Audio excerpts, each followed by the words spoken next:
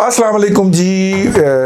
پنجاب کے وزیر اعلیٰ حمزہ شہباز شریف نے شاید انہیں اپنے جانے کا کوئی شک پڑ گیا ہے. انہوں نے بڑے بڑے اقدامات لینے شروع کر دیے ہیں. پہلا قدم انہوں نے یہ اٹھایا جو میرے لیے بڑی تشویش کی بات تھی, اور میں نے اپنی تشویش خواجہ جو ہیں وہ خواجہ سعد رفیق کے چھوٹے بھائی جو ہیں ان تک کمیونیکیٹ بھی کی تھی. انہوں نے آتے ہی جو کینسر کے مریض تھے ان کی دوائیوں کا جو پروگرام تھا بحال کر دیا. میرا خیال اس دفعہ ترمیم یہ کی کہ مریضوں کے اکاؤنٹس کے اندر پیسے چلے جائیں گے, کیونکہ کمپنی جو تھی مطلوبہ مجوزہ کمپنی ہے جس کے ساتھ معاہدہ ہونا تھا وہ کوئی رائے نہیں چڑھ رہی تھی, تو انہوں نے کہا کہ پیسے آپ لیں اور جا کے بازار سے دوائی خرید لیں. تو چلیں وہ تو ہو گیا. اب انہوں نے دوسرا بڑا قدم یہ فرمایا ہے کہ جس انڈین پنجاب میں تو 300 واٹ تک جو ہے وہ بجلی فری ہے. انہوں نے کہا ہے جی 100 واٹ تک جن گھرانوں کی ضروریات ہوگی وہ بجلی جو ہوگی وہ ان کو فری آف کاسٹ دی جائے گی.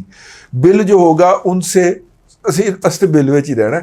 ان سے لیا جائے گا جو کہ 101 میگا واٹ یا 101 کلو واٹ یا اس سے زیادہ وہ استعمال کریں گے. تو یہ ایک جو ہے ایک اچھی اناؤنسمنٹ ہے. اس کے علاوہ روشن گھرانہ پروگرام کے تحت حکومت پنجاب غریب گھرانوں کو مفت سولر دے گی. اور پچھلی دفعہ جب شہباز شریف صاحب نے یہ سولر پلیٹس بانٹی تھیں تو ان بچیوں کے اندر جنہوں نے ایک سرٹن مقدار کے اندر نمبر لیے تھے, یعنی کہ ہائر نمبرز والی جو بچیاں تھیں,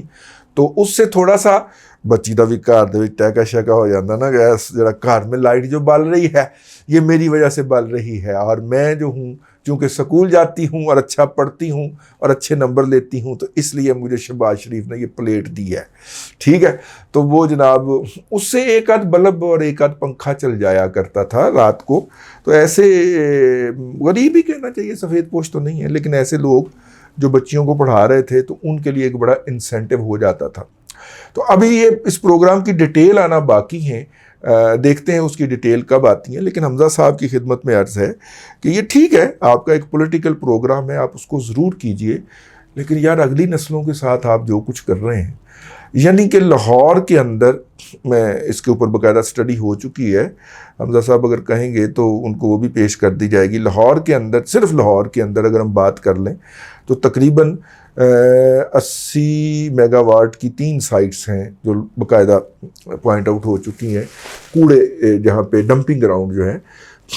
وہاں پہ 3 پلانٹ لگ سکتے ہیں, ان سے 80 میگا واٹ بجلی پیدا ہو سکتی ہے, 250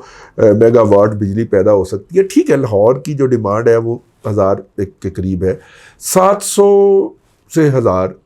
ہو گئی ہوگی, اتنی تو ہو گئی ہوگی. تو اس میں سے اگر 250 آپ لاہور سے بنا لیتے ہیں اپنی تو بہت ریلیف ہے, اور اس سے صوبائی حکومت کو کمائی بھی ہوگی اور وہ آپ بجلی تقسیم بھی کر سکیں گے لوگوں کے اندر, یہ 100 کلو واٹ والی. اور ایسے پروجیکٹ لگتا ہے وہ اگر کسی کی نیت ہو تو. یہ وہ اقدامات ہیں جو کہ بہت ضروری ہیں, کیونکہ انہیں اپنا منہ دکھانا ہے جا کے. اناؤنسمنٹ کی حد تک تو یہ بڑے خوشکن نظر آ رہے ہیں. دیکھیے اس کی عملی شکل کی صورت کیا نکلتی ہے. ہم اس بات کے منتظر تھے کہ حکومت جو ہے وہ عام لوگوں کو جو کہ 5 لاکھ کا یا 10 لاکھ کا سولر افورڈ نہیں کر سکتے براہ راست پیسے دے کے, ان کو قسطوں پہ سولر کا اہتمام فرمائیں گے. کوئی اس طرح کی پالیسی دیں گے کہ جو لوگ اس کیٹیگری کے غریب کیٹیگری کے اندر نہیں آتے لیکن دل کے اندر منی سی خواہش رکھتے ہیں کہ یار اپنا کو سولر کی 4 پلیٹیں لگ جائیں اور اے سی بھی چل جائے کہ 2 بیٹریاں 4 بیٹریاں لگا کے,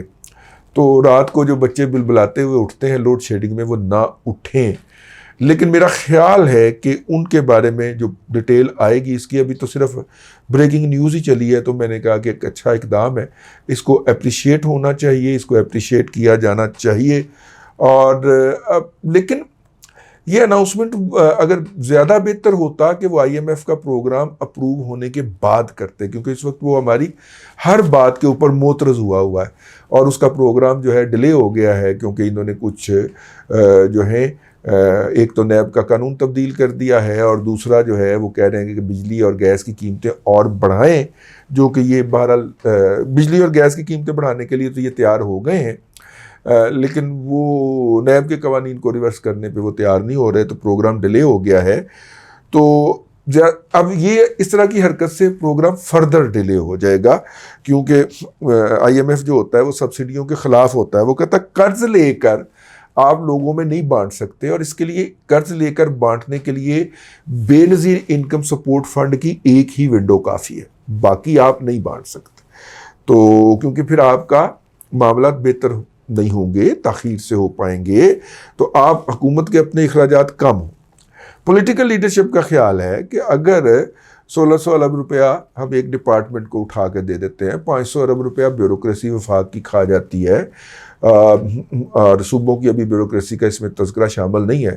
تو یار کو 40-50-100 ارب روپیہ غریبانوں ہی بانٹ دیں گے تو کی حرج ہے۔ یہ پولیٹیکل لیڈرشپ کا خیال ہوتا ہے کہ جن سے ہم نے کل کو جا کے ووٹ لینے ہیں تو ان کو بھی کچھ 4 پیسے دے دینا یار براہ راست سبسڈی کی شکل کے اندر۔ تو اس کے اوپر پھر جناب سب کو اعتراض ہو جاتا ہے۔ تو سب کو اعتراض کب نہیں ہوتا؟ جب ان کو ان کے حصے سے زیادہ ملتا رہے۔ جیسے پچھلے دنوں